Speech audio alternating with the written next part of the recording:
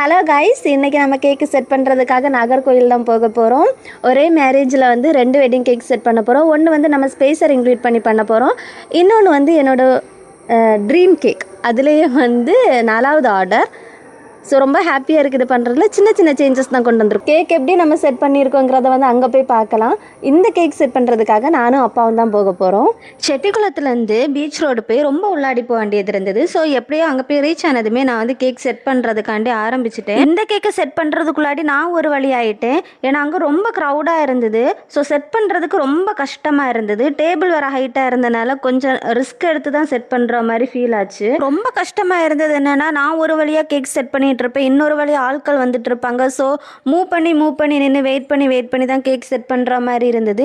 எப்படியோ ரொம்ப நேரத்துக்கு அப்புறமா 2 கேக்கையுமே வந்து க்யூட்டாக செட் பண்ணி முடிச்சுட்டு ரிஸ்க் எடுத்து கேக் செட் பண்ணி முடிஞ்சதுமே ஆட்கள் வர சொன்னது, கேக் ரொம்ப அழகாக இருக்குன்னு சொல்லிகிட்டே போனாங்க. என் காது கேட்க சொன்னப்போ ரொம்ப ஹாப்பியாக இருந்தது. இந்த கேக் வந்து தெருவு கடையிலேருந்து தான் ஒரு அண்ணா ஆர்டர் பண்ணியிருந்தாங்க. பண்ணும்போதே பார்த்து பண்ணாங்க. எனக்கே டிஃப்ரெண்ட்டாக ஃபீல் ஆச்சு. ஃப்ரெண்ட்ஸ் சேர்ந்து கட் பண்ணுறது அப்படின்னு. மார்னிங் 8 o'clock சாப்பிட்டது. அதுக்கப்புறம் எனக்கு எதுவுமே சாப்பிட கூட முடியல.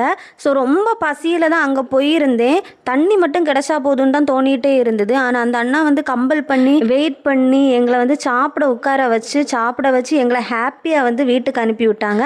ரொம்ப தேங்க்ஸ் அண்ணா.